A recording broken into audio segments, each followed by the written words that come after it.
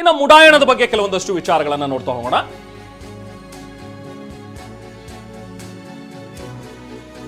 ವಿಚಾರಣೆ ಸೆಪ್ಟೆಂಬರ್ 12ಕ್ಕೆ ಮುಂದೂಡಿದೆ ಹೈಕೋರ್ಟ್. ಇವತ್ತು ವಿಚಾರಣೆ ನಡೀತಾ ಇತ್ತು.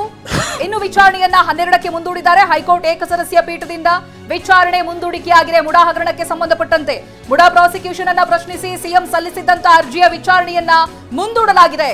ಇದೇ ಸೆಪ್ಟೆಂಬರ್ 12ನೇ ತಾರೀಕು ಈ ಅರ್ಜಿಯ ವಿಚಾರಣೆ ಇರುತ್ತೆ. ಹೈಕೋರ್ಟ್ ಏಕಸದಸ್ಯ ಪೀಠದಿಂದ ವಿಚಾರಣೆಯನ್ನ ಮುಂದೂಡಿಕೆ ಮಾಡಲಾಗಿದೆ. ಸೆಪ್ಟೆಂಬರ್ 12ನೇ ತಾರೀಕು ಇದೇ ವಿಚಾರಣೆ ಇರುತ್ತೆ. ಮುಡಾ ಪ್ರಾಸಿಕ್ಯೂಷನ್ ಅನ್ನ ಪ್ರಶ್ನಿಸಿ ಸಿಎಂ ಸಲ್ಲಿಸಿದ್ದಂತ ಅರ್ಜಿ. ಕಾಂಗ್ರೆಸ್ನಲ್ಲಿ ಹಾಗೆ ಬಿಜೆಪಿಯಲ್ಲಿ ಯಾವ ರೀತಿಯಾದಂತ ವಿಚಾರಗಳು ಚರ್ಚೆಗೆ ಬಂತು ಅನ್ನೋದು ಗೊತ್ತೇ ಇದೆ. ಮುಡಾ ವಿಚಾರಕ್ಕೆ ಸಂಬಂಧಪಟ್ಟಂತೆ ರಾಜೀನಾಮೆಯನ್ನೇ ಕೊಡಬೇಕು ಅನ್ನುವಷ್ಟರ ಮಟ್ಟಿಗೂ ಕೂಡ ಹೋಗಿತ್ತು. ಇದೀಗ ಇದೇ ಅರ್ಜಿಯ ವಿಚಾರಣೆ ಸೆಪ್ಟೆಂಬರ್ 12ನೇ ತಾರೀಕಿಗೆ ಮುಂದೂಡಿಕೆ ಮಾಡಲಾಗಿದೆ.